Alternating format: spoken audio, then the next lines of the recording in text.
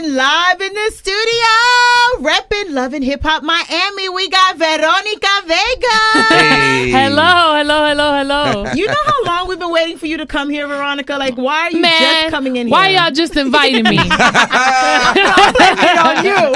And you blame it on me. You're right. So welcome. Thank you for having me. I came over here and I was like, man, this traffic is crazy. Like, good luck out there, man, with the rain and stuff. Oh, no, it's crazy. Yeah. But, yo, let's get into this. Last night's episode. I could tell they edited stuff out, and I'm pissed about that because I wanted to see you and Angry Bird. I'm just calling her repeating Shay. Wow. No, I'm cool with JoJo. I should have said that because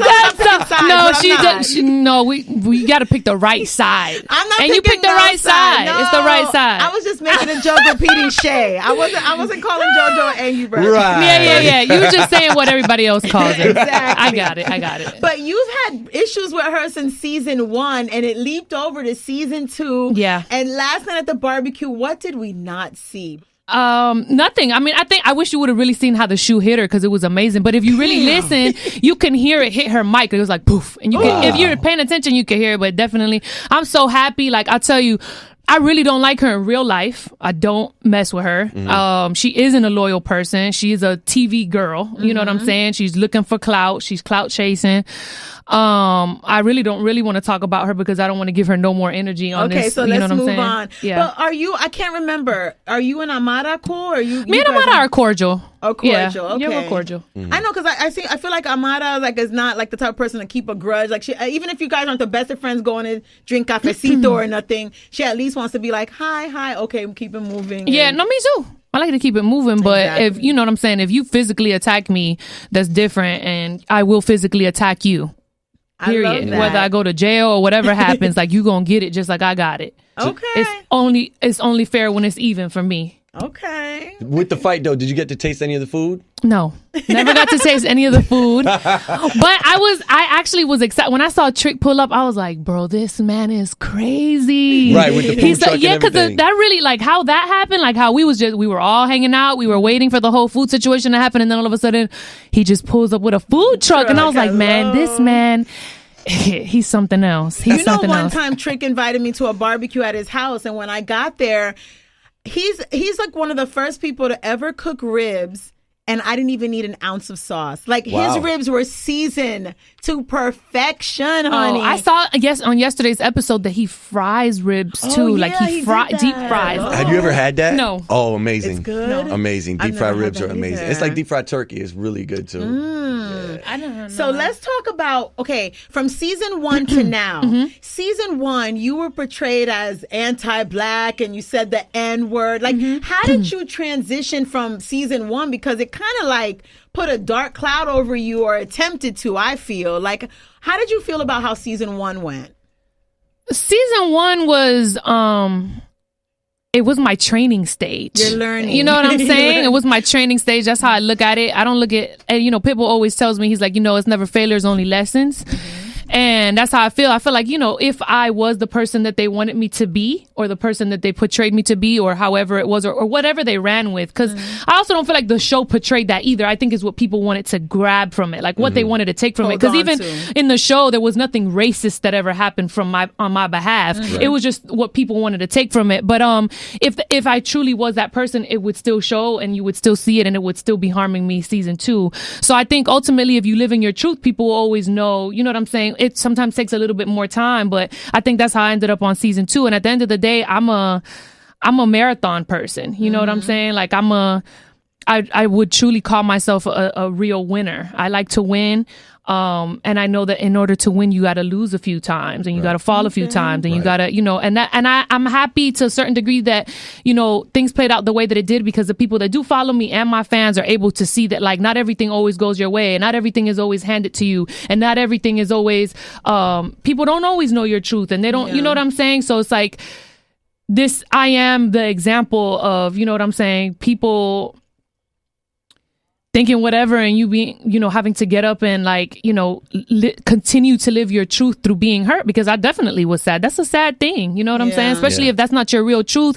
And then to be looking at somebody in the mirror that somebody else made for you, that's definitely a sad thing. And, coming from Miami, I just feel like we all really understand a certain culture that's really difficult for people from other cities to really understand. Right. Or just being from South Florida in general. Because, even Broward, West Palm, same situation. We all kind of like, I feel like we're family, and the way that we express ourselves and invite each other in is different. And, I can't expect the whole entire world to understand that. You know what I'm saying? Where I was coming from. I just felt betrayed by the people who were on the show, because I was like, y'all know my truth and y'all are really doing like your little 15 minutes of fame thing. Yeah, that's what hurt me the most. It was like, wow, there's really like people out here that don't care. They just care about themselves. You know what I'm saying? Knowing that wasn't who I was. Did you have reservations that you weren't going to come back for season 2 Yes, after I didn't that? come in till late. That's why you don't see me in this season for the whole like kind of like beginning of the season. I did. It took me maybe like 5 months into filming, and I was like, okay, I'll do it. And then I ended up doing it because I want to put out more music, and it's just, the platform is dope to be able to have momentum to put out more music. And I didn't put out as much music as I wanted to last season. And so it just, it made sense. And also too, to show everybody that does follow me and everybody who does believe in me that I'm never going to let nobody else win over me. I'm coming back. And speaking of music, we saw that you were recently in the studio with Polo. You guys had that conversation. What's going on with y'all now? So me and Polo still work together. I have a new single called I Look Back. I want to bring it in a few weeks. So we're still making sure that, we have all the mixes. I just hit him right now before I came in. I was like, yo, let me play this record. And he was like, Vega, they can't keep it because it's rough. I'm like, all right, well, you know what? I'm going to have to come back. So it's perfect first. But yeah, we're working on the visuals for it too, because last season I released a song with Lil Wayne and Jeremiah called Wave. And I didn't shoot a visual to it. And I think my fans always expect visuals from me, because that's how I've trained them from an early start. Right. So I want to make sure that when I do put out this record, they come out together, the visual with the song. And what is it called? I Look Back. I Look Back. That sounds interesting. Yeah. Now let me ask you a question. Being in the music industry, you are a very beautiful girl. You do portray that. That you have that sexy look. You know. Thank you. Is it hard dealing with a lot of the guys in the industry right now? Yeah. I've more recently opened up my heart to somebody, and they completely demolished it. Really? In the industry?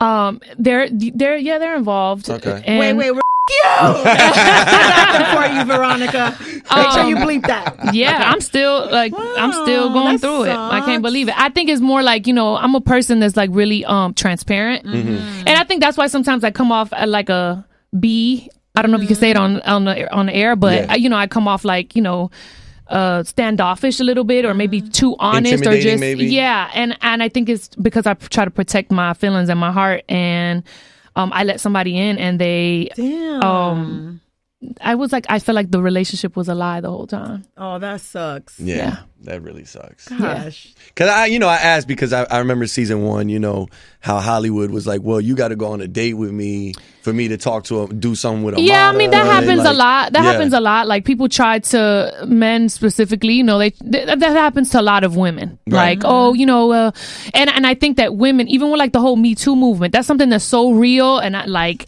I've seen it happen to so many girls. It's happened to me. Like, you'll go in somewhere, you're like, oh, I want to do a record, and you're super excited, and you know that this person is powerful and capable and charismatic, and you know what I'm saying? And they're like, well, let's go to dinner and let's talk about it. And you don't want, that dinner is not the right move, because you already know that the person is attracted to you. But then if you're like, no, when you say no to dinner, then it's like, will I ever get my chance to get the song? And so that's where we make mistakes as young women, to not hold our ground.